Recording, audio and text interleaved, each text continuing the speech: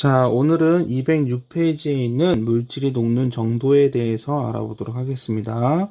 이번 시간에서는 물질의 용해도라는 것을 배우게 될 거고요. 그 용해도가 어떤 의미를 가지고 있는지, 여기 나와 있는 지금의 그래프, 이런 것들, 그리고 기체의 용해도, 이런 것까지 확인해 보도록 하겠습니다.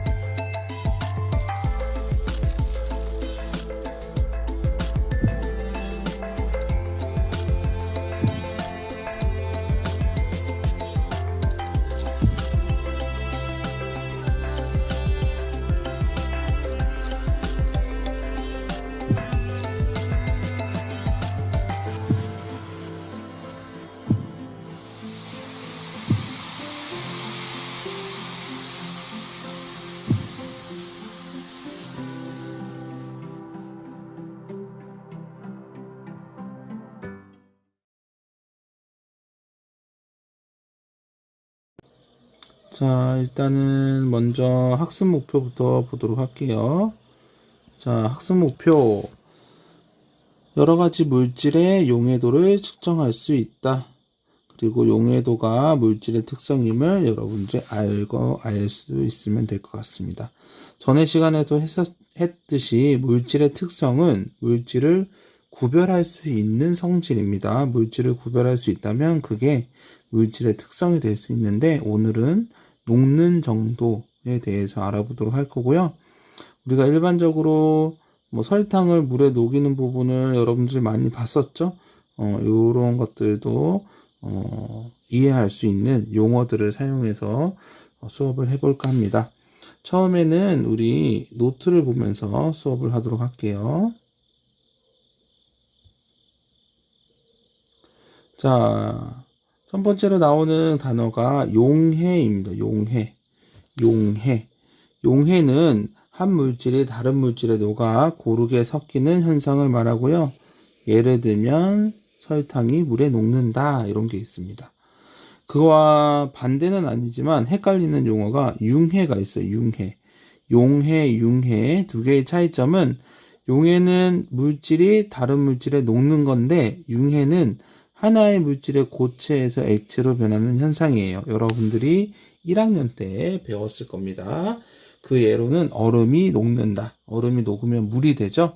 고체에서 액체로 변하는 현상을 융해라고 하는데, 우리는 이제 용해라는 단어를 통해서 이번 단어는 나가도록 하겠습니다. 자, 두 번째, 용질, 용매가 있습니다. 여기 설탕물을 보시면 설탕이 물에 들어가잖아요. 그럴 때 양이 많은 물을 용매에 녹아 들어가는 물질을 용질이라고 합니다. 그래서 선생님이 여기 용질과 용매를 하고요. 그거를 합쳐서 용액이라고 하죠. 자, 용매가 일정할 때, 물의 양이 일정할 때, 알코올의 양이 일정할 때, 녹을 수 있는 용질의 양은 한계가 있다. 한계가 있습니다. 더 이상 녹지 않는 경우가 있는데요. 먼저 단어를 설명하고 그 다음에 실험을 영상을 보도록 할게요. 자, 포화용액과 자, 안녕하세요. 우리 오늘은 여러분들 207페이지에 있는 실험을 해보도록 하겠습니다. 실험 제목은 용질에 녹는 양 비교 실험입니다. 용질이 얼마나 잘 녹는지, 녹을 때 온도가 높을 때와 낮을 때는 어떻게 달라지는지에 대해서 알아볼 거고요.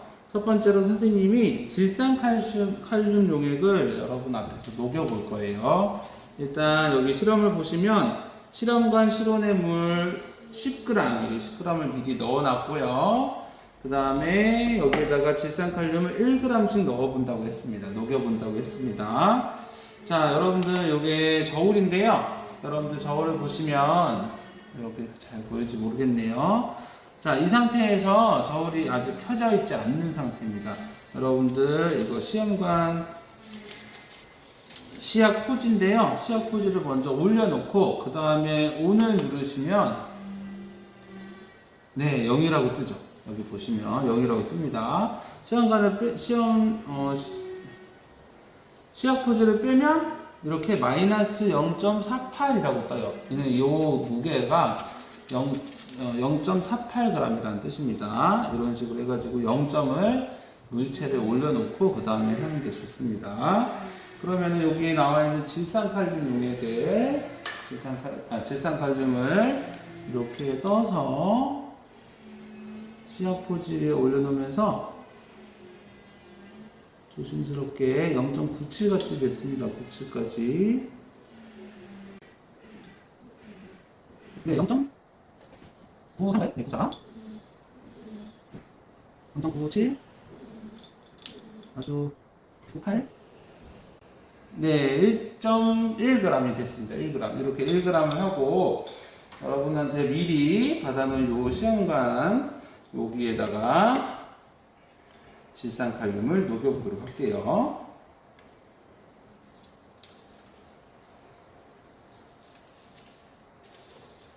살짝 구부리면 오히려 저기 드러나기가 좋겠죠. 조심스럽게 1g을 다 넣고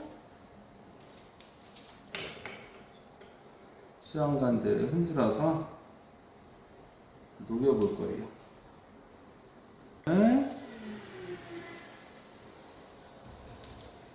2g째 녹여보도록 할게요.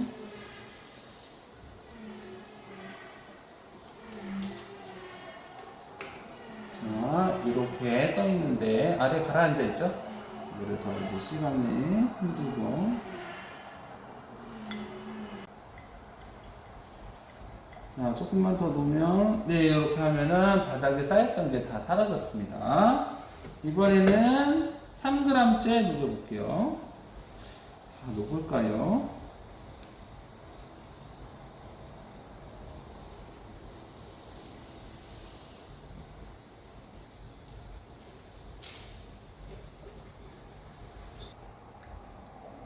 자, 많이 흔들어 봤지만 이렇게 3g째 녹였을 때는 바닥면에 남아 있어요. 바닥면에 남아 있습니다. 그래서 다 녹지 않았습니다.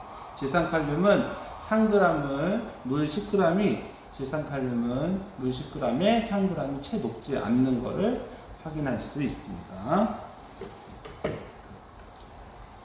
자, 다음은 붕산입니다. 붕산을 이제 질산칼륨 대신에 0.1g씩 물에 녹여볼 거고요. 똑같이 물의 양 10g을 준비했고요. 여기에다가 붕산을 넣을 건데, 선생님이 미리 붕산을 처음에 0.1g씩 5번 넣는 것보다 0.3g을 먼저 넣어보도록 할게요. 0.3g이 다 녹는지. 0.3입니다.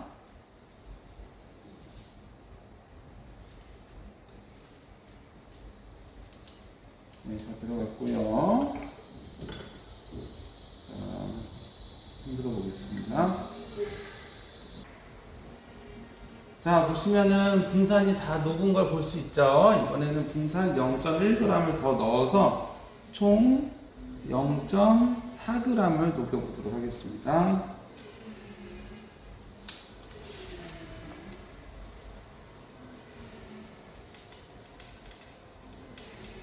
0.4g.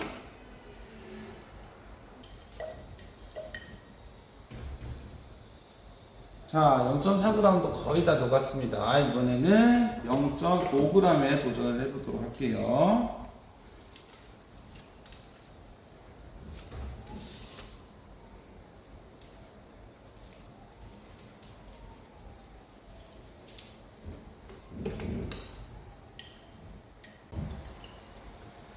자, 여기 보시면 많이 흔들었지만 붕산이 녹지 않고 밑에 쌓여 있는 거 보이시나요?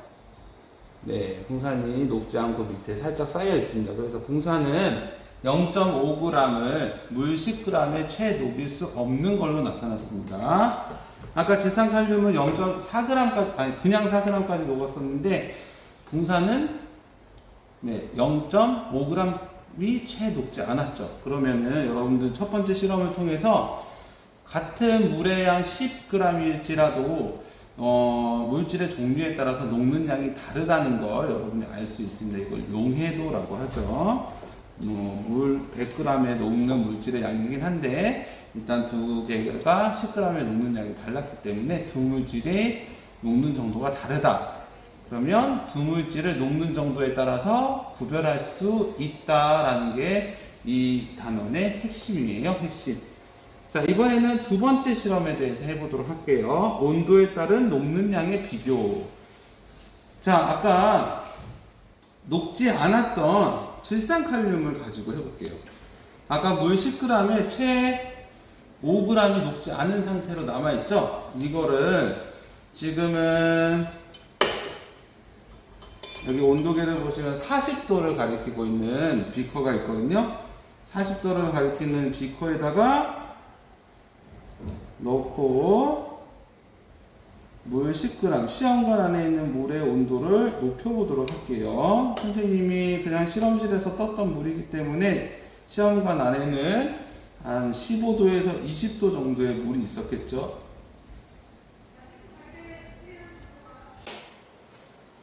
이렇게 차가운 얼음물에다가 얘를 담가보도록 하겠습니다. 어떻게 되는지. 시간이 지나면 결과가 나타나겠죠. 따뜻한 물에서 흔들어 보니 이와 같이 따뜻한 물에서 질산칼륨이 다 녹는 걸 확인할 수 있습니다. 자, 이번에는 이렇게 차가운 얼음물에다가 얘를 담가보도록 하겠습니다. 어떻게 되는지. 시간이 지나면 결과가 나타나겠죠.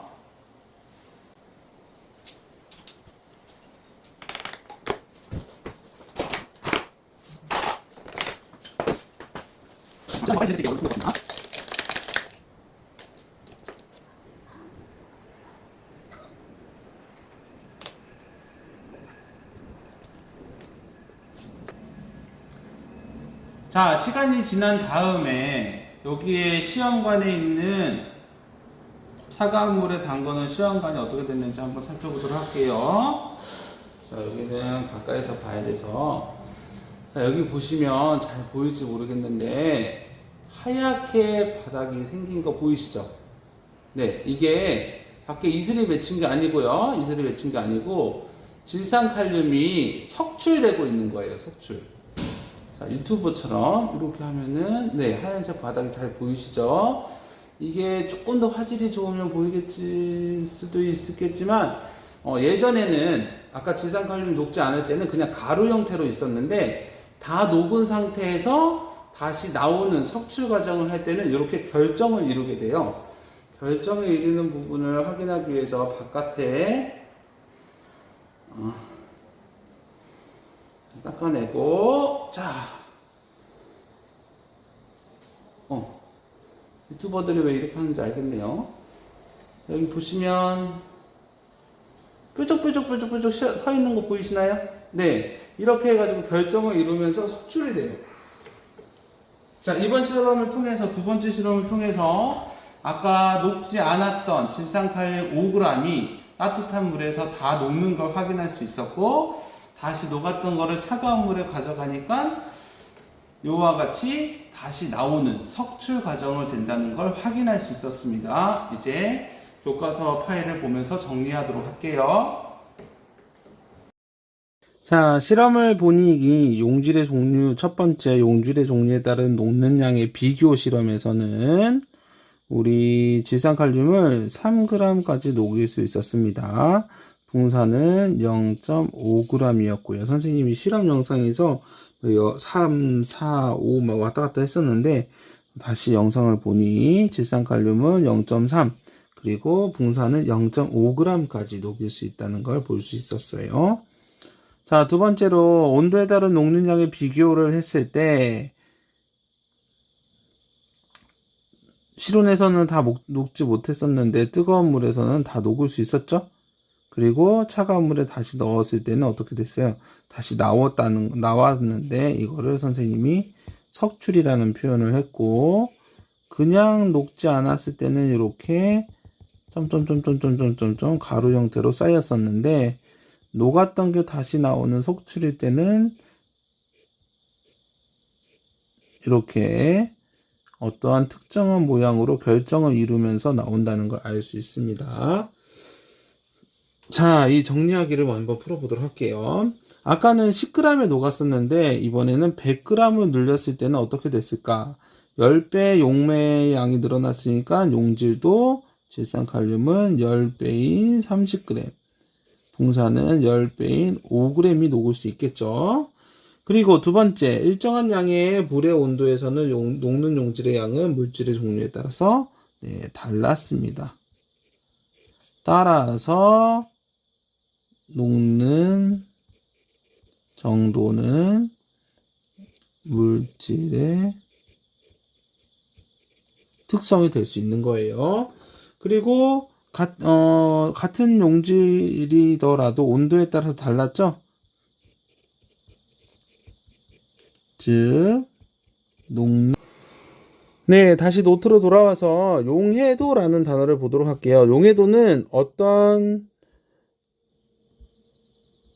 온도에서 용매 100g에 최대로 녹을 수 있는 양을 용질의 수를 그람 수를 용해도라고 합니다. 아까 마지막 물음에서 탐구학습의 정리하기 마지막 물음에서 100g에는 얼마나 녹을까 물어봤잖아요. 그게 이 용해도를 나중에 염두해가지고 용매 100g이라는 부분을 썼습니다. 이 용해도는 같은 물질에서는 온도에 따라 다르다는 걸 알 수 있었어요. 실험을 해보니까 뜨거운 물에는 잘 녹고 얼음처럼 차가운 물에는 잘 녹지 않는다는 거. 그러니까 용해도를 표시할 때는 온도를 같이 표기해야 된다. 그리고 용해도는 물질의 종류에 따라서 달랐습니다. 질산칼륨은 더 많이 녹았고요. 붕산은 덜 녹았어요. 그렇기 때문에 이 용해도는 물질의 특성이 될 수 있습니다. 이러한 용해도를 온도에 따라서 표시한 거를 용해도 곡선이라고 합니다. 지금 여러분 그래프에서 보듯이 이렇게 그래프를 볼 수 있고요. 우리가 실험한 질산칼륨을 한번 보도록 할게요. 네, 이 그래프에서 여기 오른쪽을 보시면 가로축을 보시면 온도가 적혀 있고요. 온도에 따른 용해도 그래프입니다. 물 그램 퍼 물 100이라고 적혀 있죠? 그게 무슨 말이냐? 물 100g에 녹는 양을 지금 표시하겠다는 말입니다. 여러분 질산칼륨을 보시면 선생님이 빨간색으로 해볼게요. 자, 질산칼륨의 어느 점을 볼까요? 40도를 볼까요? 40도? 40도? 자, 40도에서 쭉 올라오다 보면 질산칼륨 그래프가 여기서 만나죠? 네. 그래서 세로축으로 연결해 보면 60g에서 70g 사이니까 한 64g 정도 되겠네요. 40도에서는 질산칼륨이 64g 녹는다. 이렇게 여러분들이 알 수 있습니다. 네, 이렇게요. 그런데 아까 우리 실험했던 붕산을 보시면 40도씨에서 물에서 요것밖에 안 돼요. 그러면은 10이 채 가지 않았으니까 9g이 녹을 수 있다. 이렇게 붕산 질산칼륨을 비교해 보면은 같은 온도에서 서로 다른 용해도를 가지고 있구나 그래서 용해도라는 것이 물질의 특성이 될 수 있다라는 걸 알 수 있고요. 이 용해도 곡선의 장점은 다음과 같습니다. 온도에 따른 물질의 용해도를 쉽게 비교할 수 있어요. 물질을 여러 가지 적어 놓더라도 그 온도에서 얼마만큼의 녹을 수 있는 양이 있는지에 대해서 알아낼 수 있습니다. 예를 들면 80도씨에서 가장 많이 녹는 물질은 뭔가요? 80도씨. 이렇게 표시해 볼까요? 80도씨. 쭉 올려보면 가장 위에 있는 게 누구예요? 질산칼륨이죠? 그런데 40도씨에서는 쭉 올려보면 네, 질산 나트륨이라는 거 알 수 있습니다. 이렇게 서로 비교를 쉽게 할 수 있고요. 석출되는 용질의 양도 알 수 있다. 여러분한테 조금 어려운 개념이긴 하지만 석출되는 용질의 양도 알 수 있다. 예를 들면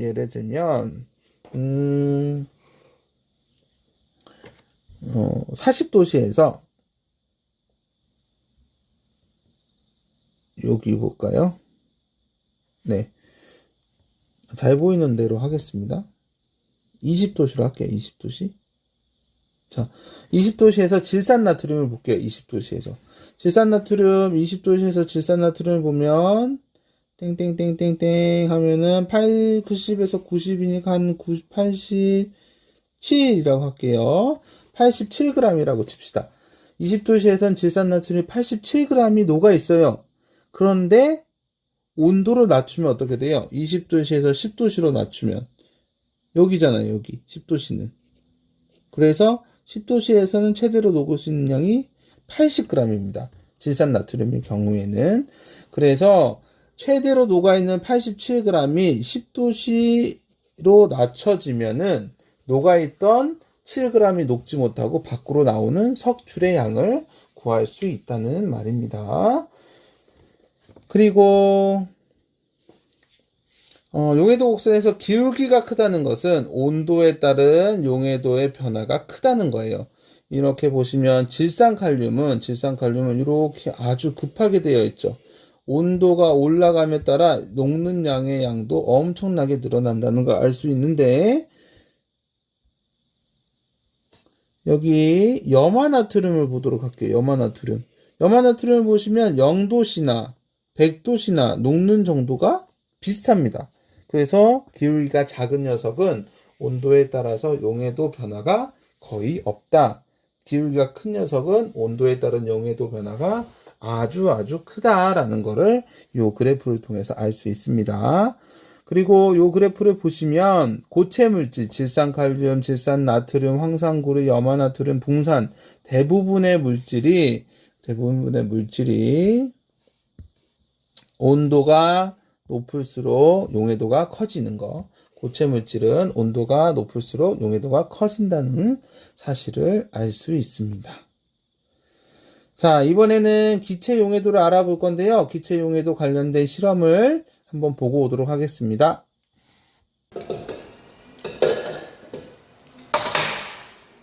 자, 안녕하세요. 이번 시간에는 여러분 교과서 209페이지에 있는 기체 용해도에 관련된 실험입니다. 기체가 얼마나 잘 녹는지, 어떨 때 잘 녹는지에 대해서 알아볼 거예요.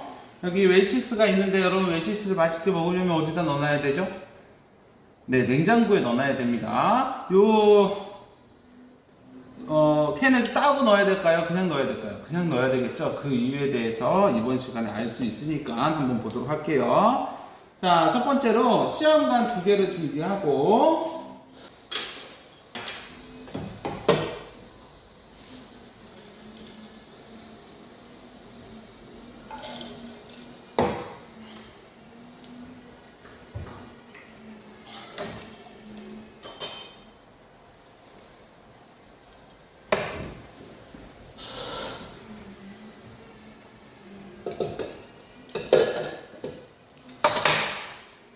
자, 안녕하세요. 이번 시간에는 여러분 교과서 209페이지에 있는 기체 용해도에 관련된 실험입니다. 기체가 얼마나 잘 녹는지, 어떨 때 잘 녹는지에 대해서 알아볼 거예요.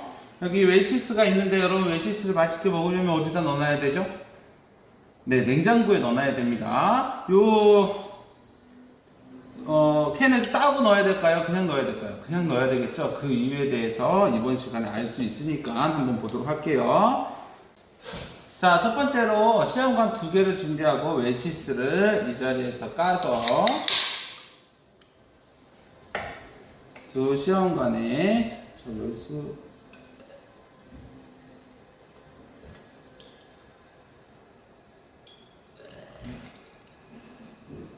있겠죠?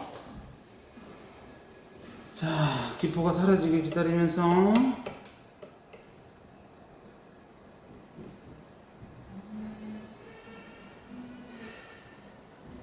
자, 이렇게 서로 확인할 수 있겠죠? 기포가 많이 있는 상태인데 찬물에 하나는 얼음이 끓는 찬물에 하나는 지금 70도를 가리키고 있는 따뜻한 물에 넣어 보겠습니다. 자, 이 과정은 여러분들이 직접 보면 좋기 때문에 자, 찬물에 넣은 녀석과 뜨거운 물에 넣은 녀석, 뜨거운 물에 먼저 넣은 녀석을 보시면 계속 기포가 올라오고 있는 걸 볼 수 있겠죠? 네, 뜨거운 물에서는 기포가 점점 올라오고 있는 걸 볼 수 있는데 차가운 물에 올려놓은 녀석을 보시면 어딨죠? 네, 여기 보시면은 전혀 기포가 올라오지 않아요. 거의 올라오지 않죠? 근데 이 뜨거운 물에 온 녀석은 지금 기포가 점점 계속 올라오고 있습니다. 기포가 올라온다는 뜻이 뭐죠? 네, 기체가 녹지 않고 나오고 있다는 뜻이에요. 뜨거운 물에서는 기체가 녹지 않고 점점 나오고 있다는 걸 확인할 수 있습니다. 자, 이번에는 두 번째 실험을 해보도록 할게요. 이쪽으로 치우고. 자, 요거는 감압용기입니다. 압력을 감소시켜서 감압이라고 합니다. 안에 있는 공기를 빼는 거예요. 네, 이렇게 해가지고 여기에다가 최대한 거품이 일어나지 않게 탄산음료를 넣고요.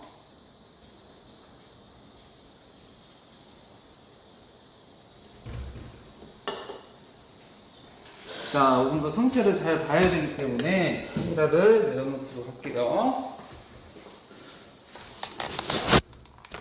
으차.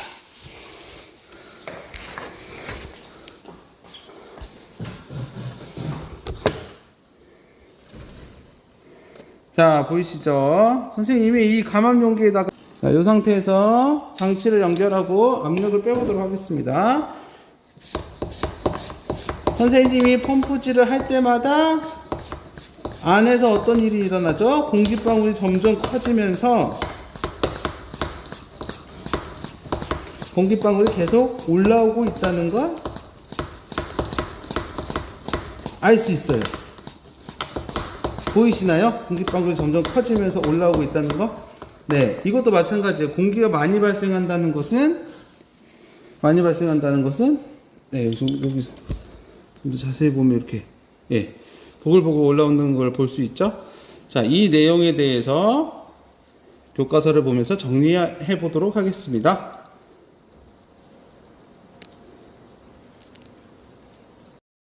자, 웰치스를 가지고 기체용해도 실험을 해본 결과를 정리해 보도록 할게요. 첫 번째, 기포가 더 발생을 많이 한 비커는 뜨거운 물이었죠. 뜨거운 물이 기포 발생을 많이 했고요. 차가운 물은 적게 했습니다. 자, 두 번째, 공기를 빼낼수록 기포의 발생 정도는 점점점 증가했다. 기포가 더 발생했다라는 걸 알 수 있습니다. 여기 탄산음료에서 기포는 뭐예요? 기포덩어리. 기포덩어리 여러분 눈에 보였죠? 왜 눈에 보였습니까, 이게? 기체 분자가 녹지 않고 모여 있는 걸 말해요. 물 속에 녹아 있었다면, 탄산음료 속에 녹아 있었다면은 여러분 눈에 보이지 않았을 텐데 이게 녹지 않고 나오게 되면 기체 분자끼리 모여서 방울을 이루게 되고 그 방울이 여러분 눈에 보이는 겁니다. 그래서 기포가 발생한다는 것은 녹지 않았다는 걸 의미해요. 자, 그러면 첫 번째 실험에서 뜨거운 물에 기포가 많이 발생했으니 뜨거운 물에서는 기체가 덜 녹는다. 두 번째 실험에서 공기를 빼면 뺄수록 압력이 낮아졌는데 압력이 낮아질수록 기포가 많이 발생했으니 어떻게 된 거예요? 그렇죠. 압력이 낮을수록 기포가 많이 발생한다. 압력이 낮을수록 기체가 녹지 않는다라는 뜻입니다. 여기서 이제 뜨거울수록 온도가 높을수록 압력이 낮을수록 기포가 많이 발생했다는 것은 기체 용해도가 낮아진다는 뜻입니다. 여러분 공책으로 넘어와서 좀 더 자세히 알아보도록 하겠습니다. 기체 용해도 아까는 고체 용해도였고요. 자, 탄산음료 여러분들